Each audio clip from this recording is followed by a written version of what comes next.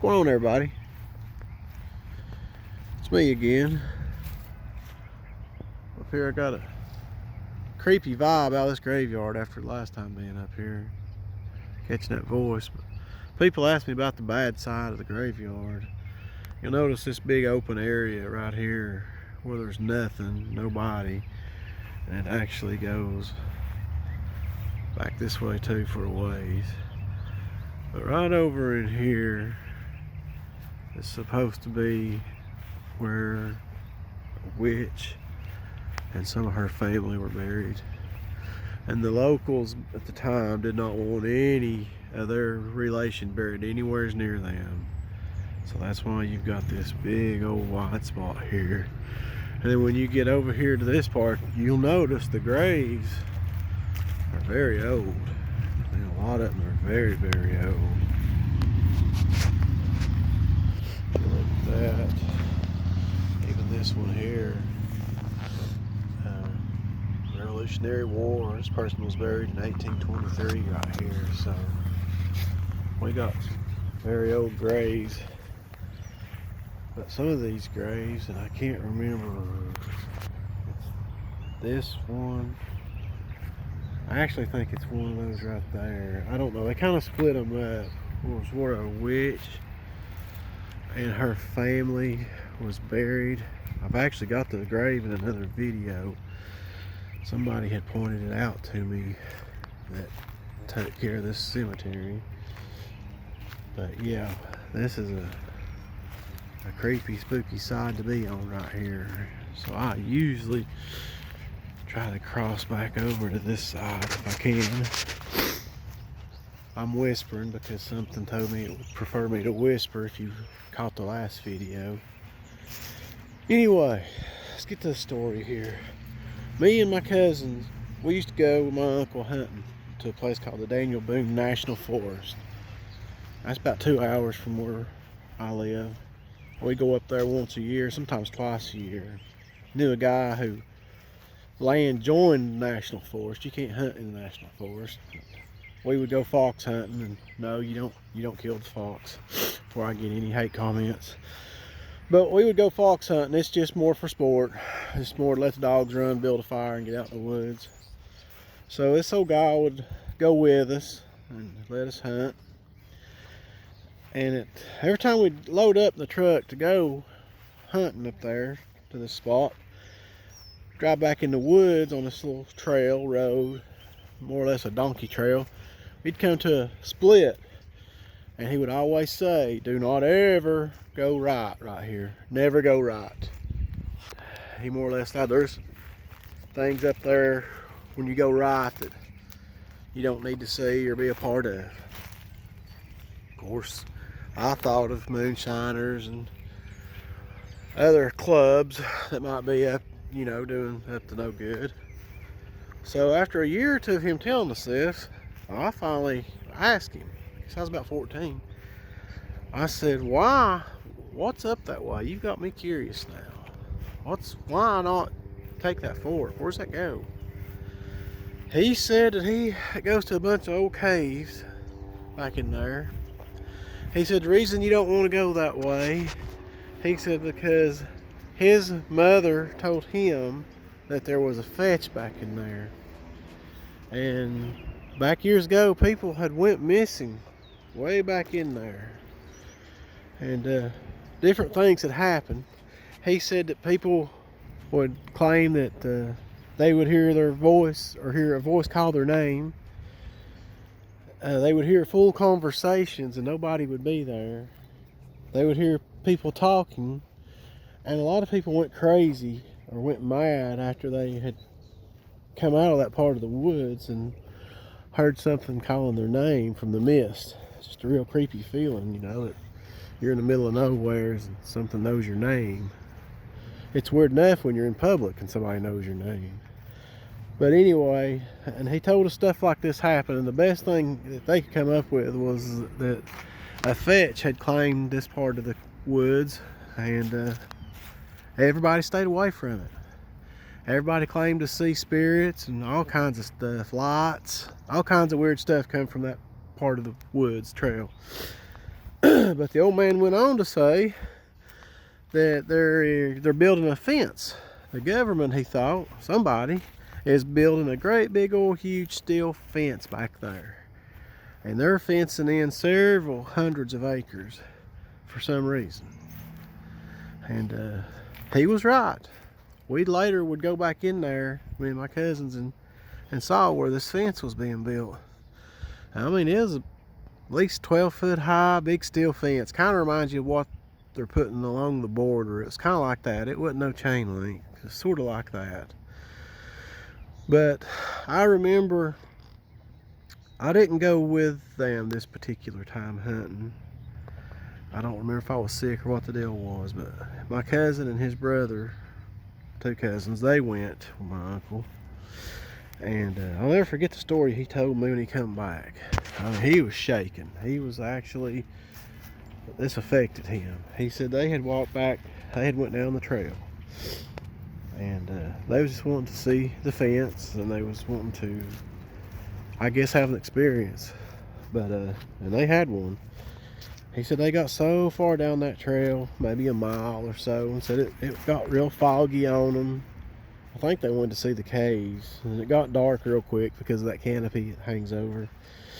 And he said that as they was going down the trail, there was a great big huge oak tree off to the side, and they heard a noise.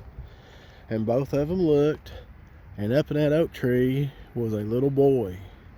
And the little boy seemed to be dressed in like 1800 clothing, but then again he said it kind of looked like he had pajamas on too, so he wasn't real sure on how he was dressed. It scared him so bad. But he said this little boy never took his eyes off of my cousins, and he come down this tree, shimmying down this tree as fast as he could. And my cousin said now he was way up, you know, in this tall tree, and he was way up in it. But he said he come out of that tree as fast as he could coming to the ground, never once taking his eyes off of him. And he said that they both got a feeling of dread, that this scared them. He knows he's just seeing a little boy, but he feels like it's more than just a little boy.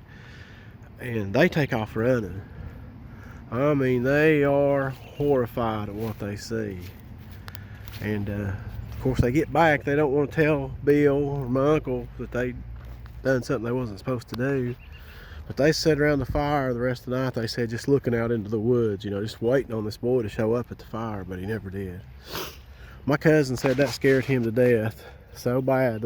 I got their brothers, and one's closer to my age. One's 2 years older than me, and the other one's 4 years older. The one that was 2 years older than me, he never went again.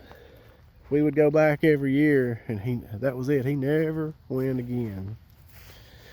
So, fast forward a couple of years, and I'm with my cousin, the older brother, who's 4 years older than me. I tell him, I want to see this. I want to see where this tree was. We'll start off early before it gets dark. So he agrees to it. So we get way down this trail. He's having trouble finding the tree. It's been, you know, a couple of years, and it was dark. But we get so far down the trail, and lo and behold, you can see where the fence has been started. They started putting the fence up. A small section right there. Which was kind of creepy, because then it makes the story more surreal. They are fencing something in, fencing something out. You know, they shouldn't be putting a fence up to keep people out of this national park or woods. So, you know, what's going on? So anyway, we go around that section of fence. We go on back in there, and all of a sudden my cousin's like, he gets this panic breathing, can't breathe. He's scared to death. I'm asking him, what's the matter? He tells me, do you not hear that? So I'm real quiet and listen. Said, no, I don't hear anything. He said, you don't hear somebody talking? No, I don't hear nothing.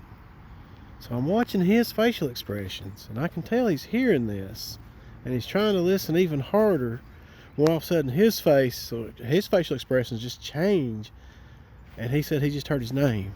Now it's saying his name. Well, I'm not hearing anything. And I always thought that I was real sensitive to stuff like this, but I hear nothing. So the next thing I know, he, in fear, he doesn't say anything to me. He turns around and he bolts. He's going back down the trail to the fire. Well, of course I am too. We get back to the fire and I could tell he's shook up. Well, that was the end of him going. He never went back. That was it. He would never go back again. This scared him so bad, and of course the stories the man told about people hearing their name and committing suicide, that worried me.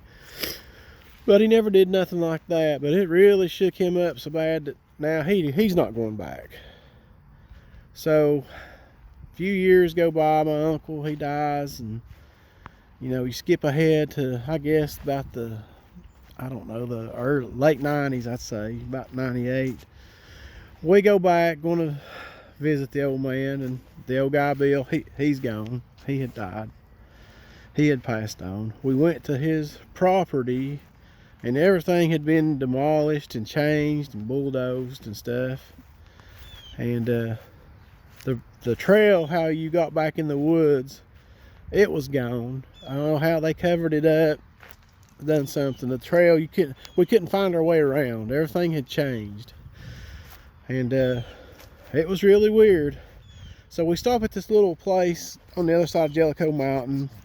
Used to be a little hamburger stop, a gas station thing where all the locals would get them something to eat, hamburger and stuff. And I started talking to one of the hunters there, one of the local guys, and told him that I'd had a dog that had strayed off into the national forest there that I had to go get, and I run across the fence.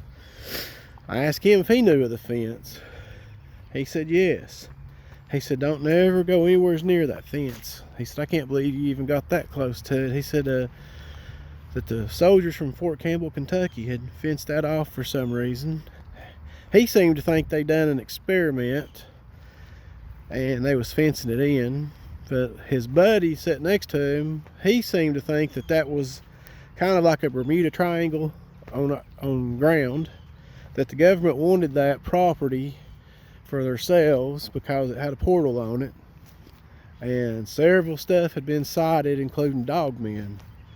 And this fence was to keep stuff like that in and to keep people like us out. And he even said that sometimes that you'll run into people guarding the fence, soldiers. But I don't know how much of that's true. It don't look like to me there was ever been nobody out there where I'd went. But anyway, I'd always wondered about that. I'd always wondered what was fenced in, what was the purpose of this. Is it sort of like a portal? You know, some people think there's a fetch, and then others think there's dog men, and then others think there's spirits. And can they all be right? I mean, when I sit around that hamburger place and talk to a lot of these people, they would tell me stories of lights being, you know, coming from out of the woods, real bright lights, noises like thunder cracking coming from the woods, from under the ground. I'd heard all kinds of weird stuff about this Daniel Boone National Forest, and then the fact that they fenced it in kind of backs up a lot of this weirdness. So anyways, I thought I'd tell you all this strange story. It's a very odd story at that. I'd went back a few more times, and I never could find where the road was where we went through there and went hunting. All that's been destroyed or bulldozed down. Sure would like to go back, I think. But anyways, if you're ever up in that part of the woods and you go back in that forest, make sure you stay on the right side of the fence, and I sure wouldn't go at dark. Anyways, guys, I'll holler back at y'all. I'll talk to you later. Thanks.